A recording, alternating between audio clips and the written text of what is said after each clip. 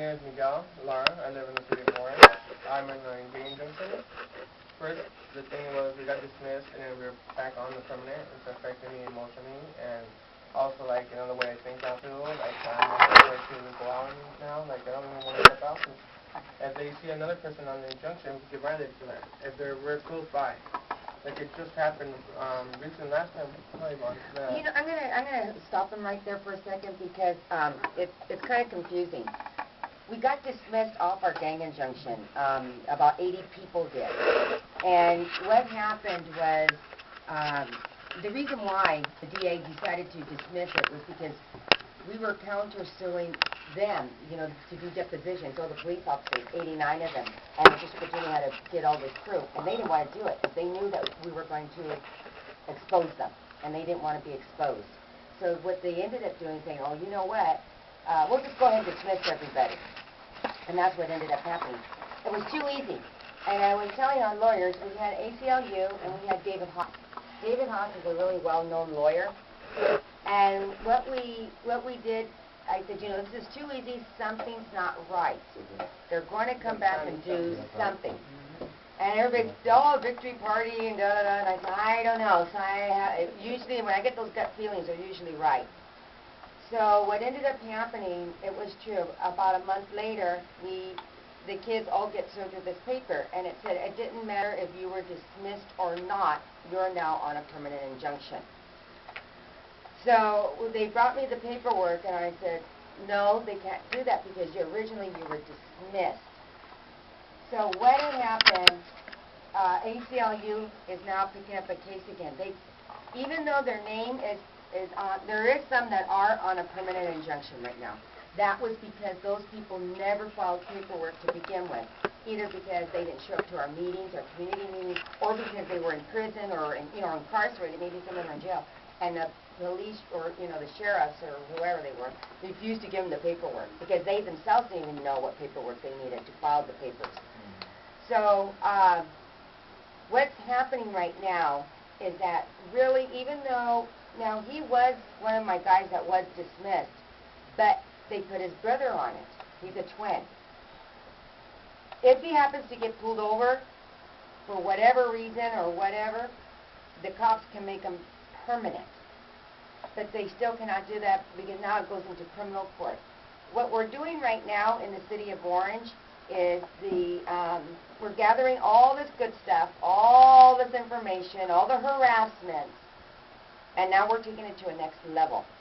I can't really discuss too much, and I know there's some neighborhoods that think that we stopped, but we really didn't stop. If we can beat this, because now we're taking it to federal court, if we can beat this, it will put us in not only our city, but every city here in the state of California. And our biggest thing is to get rid of those cheap step cards, because that's what they base it on, these step cards. And that's what we need to do, is get rid of that stuff. And we really need to start really educating you guys and our youth. You are not a gang member. When we were growing up and they say, oh, you're a gang member. No, we're not. You're a gang member. You guys act the same. You guys wear the same clothes. If you more than 3, you guys are considered a gang. You guys are the same color. You guys are belong too. And you guys need to stand up to them and fight them. And that's what we need to do as well. But that's what's happening right now in the city of Orange, is that, and we're waiting for the final approval from Los Angeles ACLU to give us the okay to go ahead and file the paperwork. The ACLU, though, says you guys still need more evidence. But yesterday, we had some more evidence that we get to. And I'll talk about that. But that's why I just kind of wanted to clarify. And yeah, maybe we can talk about what we're doing with the youth. Like at Access, what we're going to be doing with those youth pretty soon. What you're going to be doing as well. Okay? Yeah, we're going to go speak to the youth and go into the schools. We're going to talk about what really is a gang and what is going on.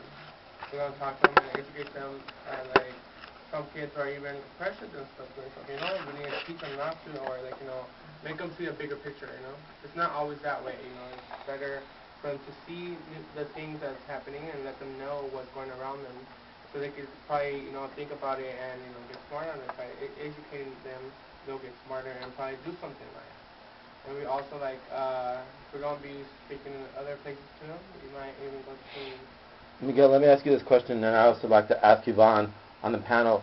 Why was the OVC injunction, the youth injunction, brought by the same Orange County District Attorney who went after people in the Santa Anita neighborhood and gangs or whatever, and these people in the South County? Why was this district attorney defeated in so many ways? I know it's not completely defeated, but like in a major way. What was different about that? And maybe Yvonne could answer that, or maybe Tina, who's going to introduce herself, and some of the people that have been involved in the gang injunction struggle could answer that question, because I think I'd like to know. ¿Qué piensas? We filed our paperwork. What happens is that when you get an injunction, you guys, it's about this big. I am not lying. It's this big. And you look at it and you say, oh my God, I'm not going to read that. That's what a lot of people did do. And thank goodness that, my office happens to be in Orange, and I work, and I told you guys earlier that I work with, a lot, young adults and teenagers. So they're the ones that brought me the injunction. I said, Yvonne, what is this? I also have an office in San Juan, but by the time I knew about the San Juan, it was too late. Years ago. Right, exactly. And I didn't even know about it until I read it in a newspaper article. It happened right after Santa Anita. Santa Anita was the first neighborhood that Right. they declared the gang injunction. Right. And it was a nightmare. So what I did, I said, oh my God. So Sergio, I had to call Sergio to come down to educate our people exactly what a gang injunction was. I only knew from what I read, in the paper, and what my clients were telling me. But I think if they had the people really from San Juan telling them this is what's going on, and it was nightmares. Can't be on certain streets. And I don't care if you're 50 years old. You still have to be in your house at 10 o'clock at night. You have the right to stop you going in and out of the neighborhood.